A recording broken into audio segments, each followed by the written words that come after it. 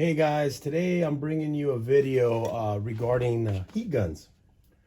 Now these heat guns, I purchase these normally at Home Depot. I do a lot of window tinting, so I go through a lot of heat guns throughout the years, and they seem to just stop working. At first, if you do buy the extended warranty on these, you can actually take them back and they'll warranty them for you. But a lot of times, if you don't have the extended warranty, you can still send them back to the manufacturer, but you got to pay for shipping and all that stuff. And I've kept these over the years. I mean, I have quite a few, as you can see right here. I usually use 2 heat guns at a time, one on each side of the car, as I'm working on these. And I do drop them, and they do stop working. Sometimes they'll turn off and on. Sometimes they're not. They just stop functioning. You name it, it just happens. So I decided to take them apart and see what's going on. I had some of these labeled here. This one wasn't turning. This one was turning off and on sporadically. So I took it apart, and I'll show you real quick how to take them apart. They're very, very easy. So they're basically comprised of a shell. Right? Well, this is not the same shell, but this one goes on here and this one goes on here. So there's screws on here that you need to remove. There's one, two, three, four, 5 screws. Okay. You do need like a thin type of screwdriver to get in there. So you can get on these ones up here. These ones here, you could probably get them off still with the drill, but if you're using the screwdriver, just use the same one. Take those off. And the hardest part is getting this piece off right here. So what I do with that is I just kind of get a screwdriver under here, try to get under there and pry it. What you want to do is kind of get under there and pry it, and then flip it over and pry the other side, and then just pull it out. But it is a little tough. I'm not telling you it's very, very easy, but there we go. Just to hold it. I thought I could push down on that, but that doesn't do anything there. And then just kind of flip it over and just try to get it off.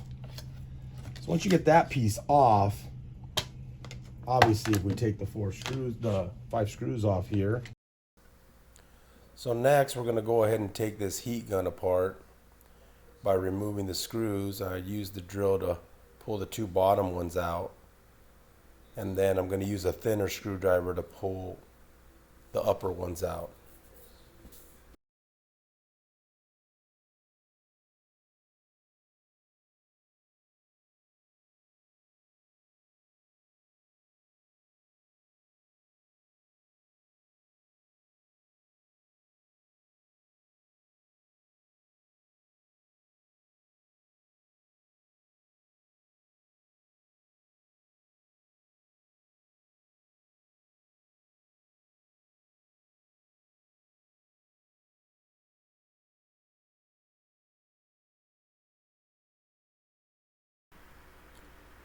So now what we're going to do is we're going to check the board, that area right there, for any kind of corrosion.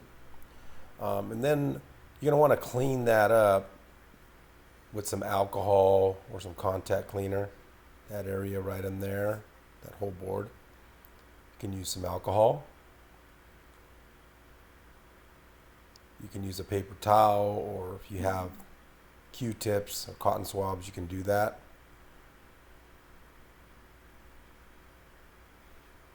But for now, I'm going to show you this first heat gun that I worked on. Now this thing was turning off and on, and I believe it looked like it had a crack in the solder. So I went ahead and soldered all these areas that I'm pointing at. I did clean it prior, but it was still turning off and on me. So then I decided to open up the area where the element is, and there's where I actually found one of the problems. So in this element,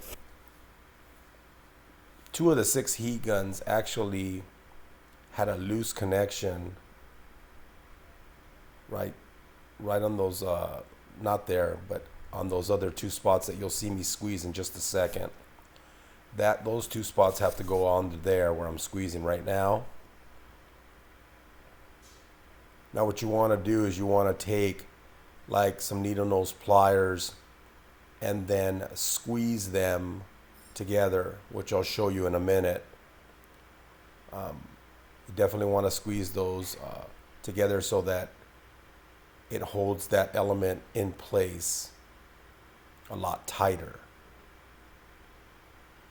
Now what also goes wrong with some of these heat guns is there's actually I believe it's a fuse link that's on the element that goes out, and that's the majority of the heat guns that were bad.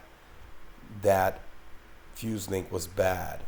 Now I don't show that in this video because I could not find any replacement fuse links for that, and I actually figured that out after I had already made this video. So if that happens, the heat gun's pretty much trash. Now here, I'm just showing that I'm just putting it back together. I don't have any audio on this area because I've been editing the video. But I go ahead and I put this heat gun back together and test it, and it did fix it.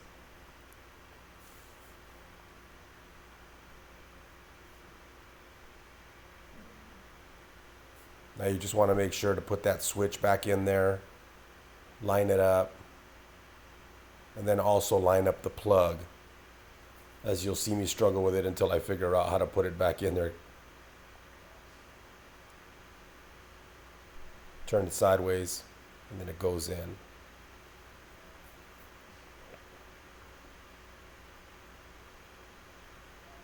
I'm going to go ahead and hook up power to it. And then when I go ahead and turn the heat gun on, it actually turns on. And then I'm moving it around to see if it turns off, and it seems to work. And so then I'll put that together later.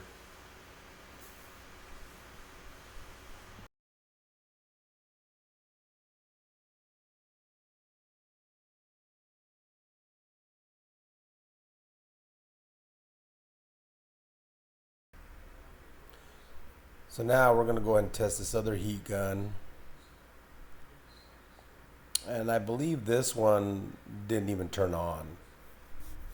I think this was one of the ones that actually had a bad fuse link or fusible link on the element. I go ahead and clean the board. This is the routine I usually go through. I usually clean the board. I'll either solder all the little spots on the board to make sure I don't have a cracked solder joint. Because sometimes you can't see it. Another thing that I didn't show in the video was that I tested the actual little blower fan that you're looking at right below my left hand. There's inside of there, you can actually run 12 volts to it, and you can just get it to spin. And I had tested all the fans on all the heat guns that were bad, and they all worked. That's how I was able to trace it down to the element. When I went to test the element, I tested it with a meter, and it had, I believe there was no continuity going through it. So I realized that it was bad.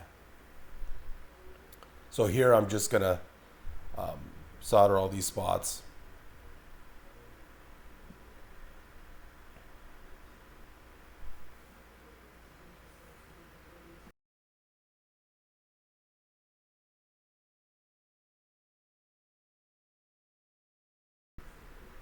So I finish up soldering these spots on here, and then I'm gonna go ahead and take that shielding off the element and check those connections where the blower connects to the element. I'll take some needle nose pliers and tighten that one up as well. This is kind of routine for me to do on these now that I kind of know what goes wrong with them. That one seemed to be a little loose, but I believe on this one it wasn't the contact right there. I believe on this one the fusible link was just burnt out, and so this heat gun didn't turn on. So I'm just showing that, you know, just make sure you put it back together correctly. It lines up certain ways. Like that motor lines up a certain way, the switch lines up a certain way, and so does the plug on the bottom. So, but I actually take it off. I start banging on it to see if it's maybe the switch or something else, and it doesn't work. So this heat gun is pretty much dead.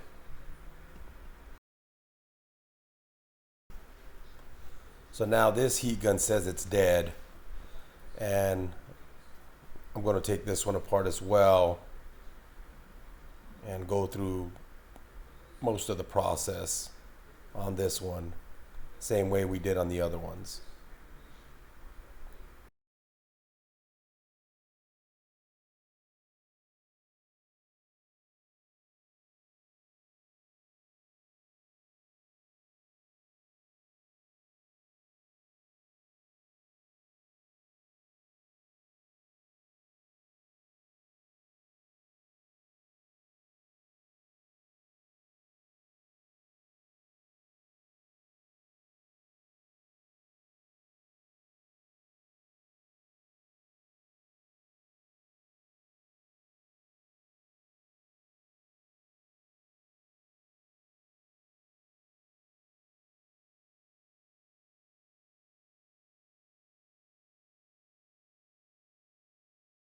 Check these out, guys.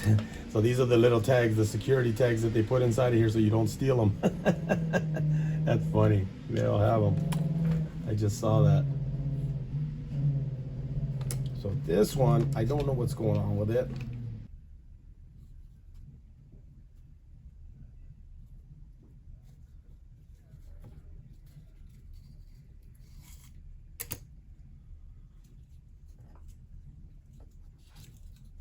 Obviously you don't want to do this, but I'm just checking to see if I have anything working in here, and it doesn't seem like it. Plug it.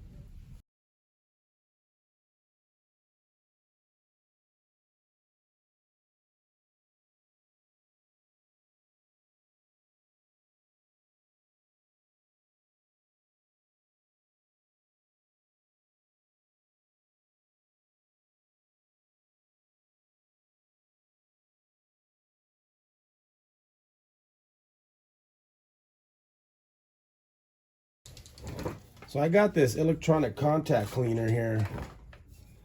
I'm not going to spray the inside of this.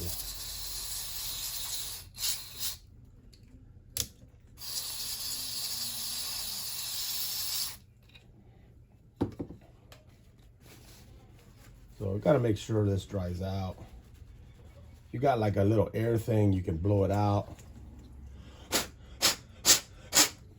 I'm just going to let this one dry out on its own. You don't have alcohol, this works good too. Cleaning contacts if you have bad connections somewhere, or a little bit of corrosion, that kind of cleans it up.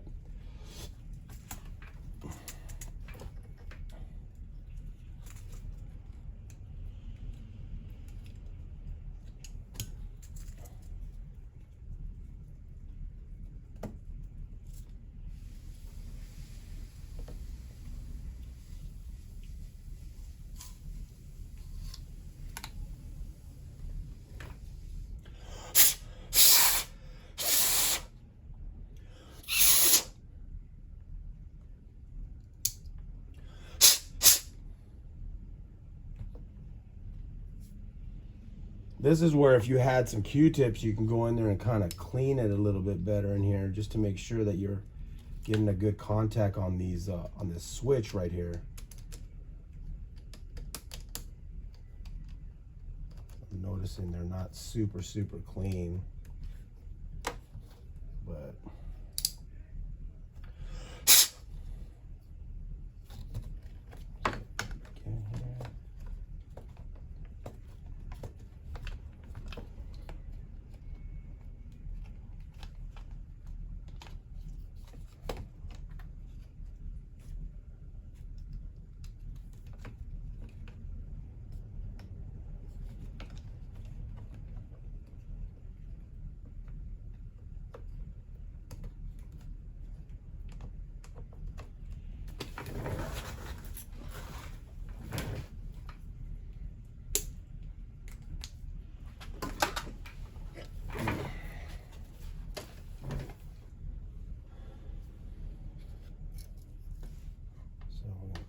plug this in.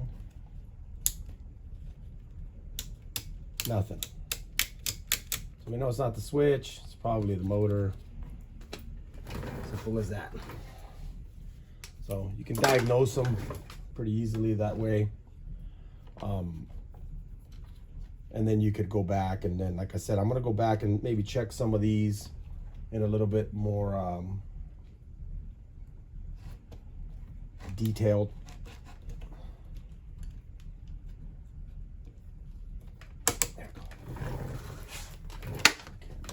So these two are dead as of right now. Where's the one? Okay, we had one. This one? This one says it turns off and on, so we're gonna plug it in first before we even take it apart. And it does. Plug my extension cord back in. See if it even turns on.